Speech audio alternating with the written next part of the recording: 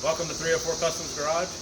In this episode, we're going to be putting our Turbo 350 transmission in our small block Chevy that we have built for this S10 project that we've been working on. I don't currently have any help. It is a nice day though, got plenty of daylight left, so let's hope that we can get this in smoothly. We'll go over any little tips or anything that I pick up along the way. So without waiting any longer, let's get this thing in.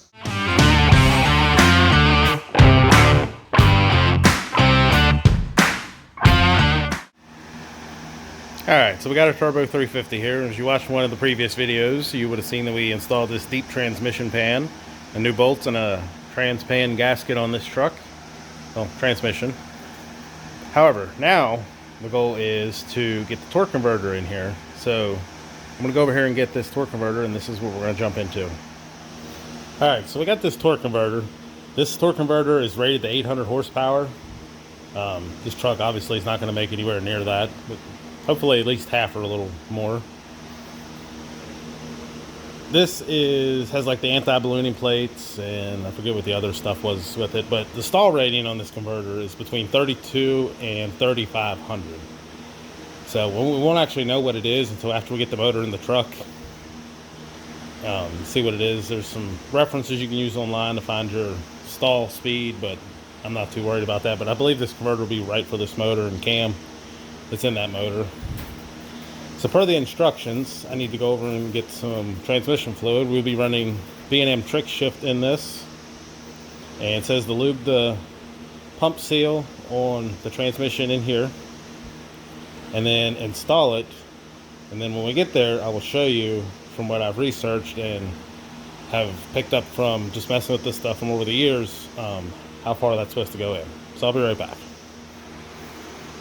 Alright, here is what we'll be running this transmission. Not the synthetic, the original. I didn't want to take a chance. I'm not sure what the difference the synthetic is besides the synthetic blend.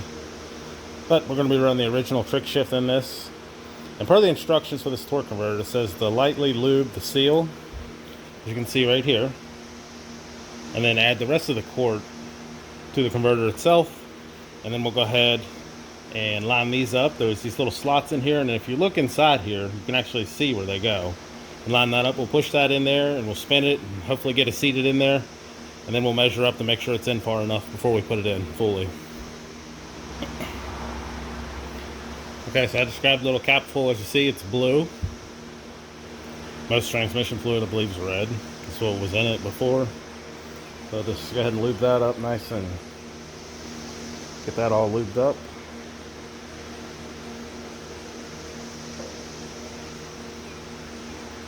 Kind of like when you change your oil, just put lube on the gaskets, seat better, put a little bit on the shaft. That doesn't sound right. Alright, so then pour that in the converter.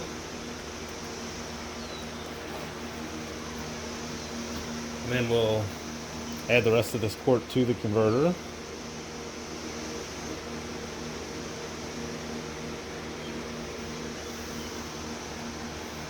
Let it go down a little bit. I believe this converter holds like 3 quarts actually when it's full hot. So we'll let that go down. We'll add the rest of that, and then we'll get this pump shaft and get the converter seated in. Alright, we got the converter filled up with 1 quart of the B&M trick shift. Did take a little convincing to get some of the air bubbles out of it. Once you dump it in there, it takes a little while. Just pick it up, move it around some, give it a little persuasion, let it breathe. So now I'm going to line this up. As you see, the slots in the converter itself. I'm going to line those up with inside of there, and then we're going to get it in there, and then I'll show you checking to make sure that it's far enough back in there once we get it in there. Alright, so we got the converter in. I believe it's in far enough now. I think I heard 3 clicks. Sometimes you might only hear 2 clicks from some of the things that I've read. Best practice to check this also is to make sure that this mounting surface on the converter is also 1 inch away from the mounting surface on the bell housing where it'll meet the block. So to do that, we got 2 straight edges here, and we're going to measure. Hopefully you can see this on camera.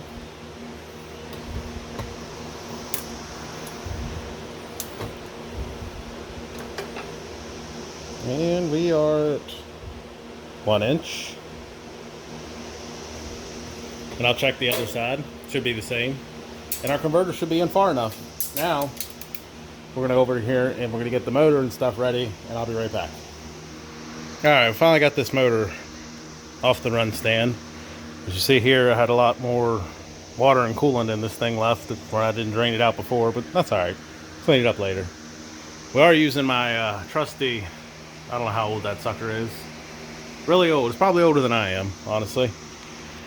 So we'll get this mocked up here, and we'll get this tightened up some, and then we'll show you how to check this an easy way to make sure your gap between your flex plate and your converter mounting pad is at the proper, I guess, measurement. It's supposed to be at minimum 1/8 and 3/16 at maximum. You want it somewhere in between there. So we'll get this pulled up some more, and then we'll show you a quick way to check that, and then I'll show you what we're going to bolt this together with. I'll be right back. Alright, so we have some ARP hardware. We have the shorter bolts here, as you see the part numbers on each one. 230-7303 and 230-7302. I wasn't sure which ones to get, so I got both. I'll just hold on to them for maybe another project down the road. But you're going to put these bolts in, and when you get these in, you're going to want to check the clearance. After I get this on here, there's these little mounting tabs here. I don't know where they are. There they are. Right there. You have them on each side. And you are going to make sure before you draw the bell housing up onto the block, you're going to make sure that there is 1/8 inch of a gap to 3/16 between these two.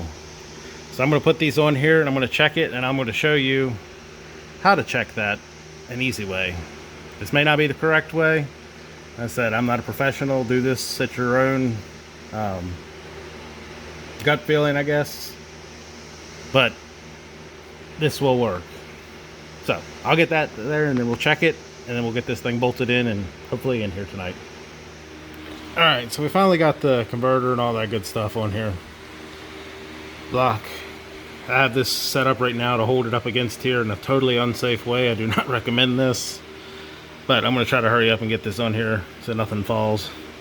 All right, so what I mentioned just a second ago is you have this gap here. This is with the converter all the way in. You see the gap there between the flex plate, and you can see clear throat on the other side. Make sure your converter rotates freely. And then I went and grabbed an 1/8 inch drill bit, and the drill bit just barely squeezes in between here.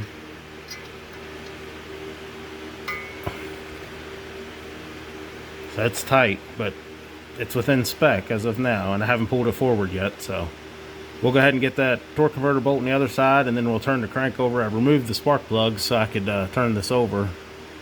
And we'll get all these bolted in, and then we'll torque them down to spec according to ARP. So we're going to go ahead and put these in now.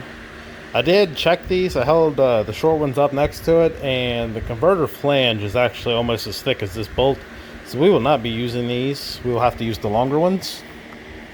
So I'll pop these out of the package, and then we'll go ahead and put these in, and I'll be right back with you after we get it snapped down and start putting this thing in.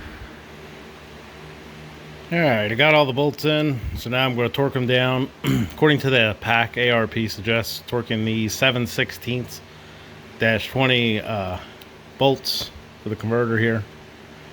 Right there. These are going to be torqued at 55 foot-pounds when they're torqued fully. Need to tighten it up a little more.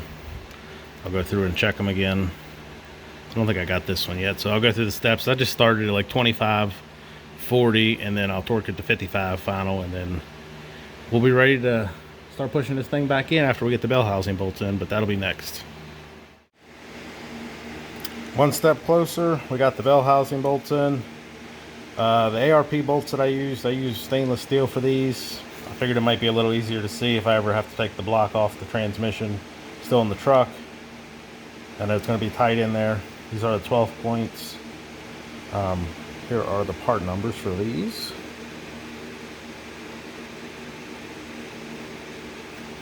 Anyway, so we'll go ahead and get this in. Everything's torqued down, ready to go. I'm going to change the fitting from the hose barb to an AN fitting on the fuel pump before I put this in. And then when we get back to you, hopefully we'll have this in here and bolted in on the motor mounts. I will note though, I did torque these to 25 foot-pounds. The ARP package here did not come with a torque setting, so I just torqued them to 25 foot-pounds. I'm not sure what the factory one is, but I know it's right around there. So we'll go ahead and we'll get this in here. And like I said, hopefully we'll get back to you. We'll have this motor in, bolted in on the motor mounts. Finally got the motor in. I will say, if you're doing this by yourself, be prepared for some issues. This took a while off camera to get this thing in by myself. I've never put this kind of motor in this truck before, so it's definitely a little learning curve there, but it's in, finally. So now, get these rest of the stuff cleaned up, get this carburetor rebuilt. And hopefully get the headers and stuff on it. I believe I'm going to have to move the brake lines a little more. Hopefully they will not hit that booster. I think they might be okay, actually. We'll see. If not, we may be going to manual brakes. I hope not, but it's also possible. Only other thing that I know that I'll need to do is I'm probably going to get a 90-degree fitting. The mechanical fuel pump that I'm planning to run on this is very, very close to the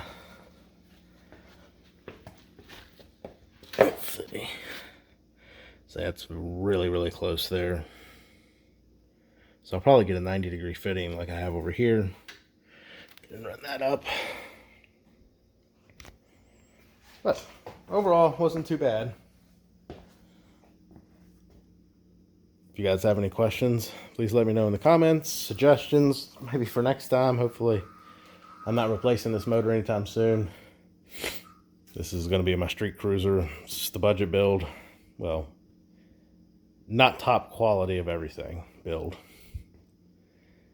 Just a fun little street cruiser. Ready to hear this thing rumble with them fender well headers.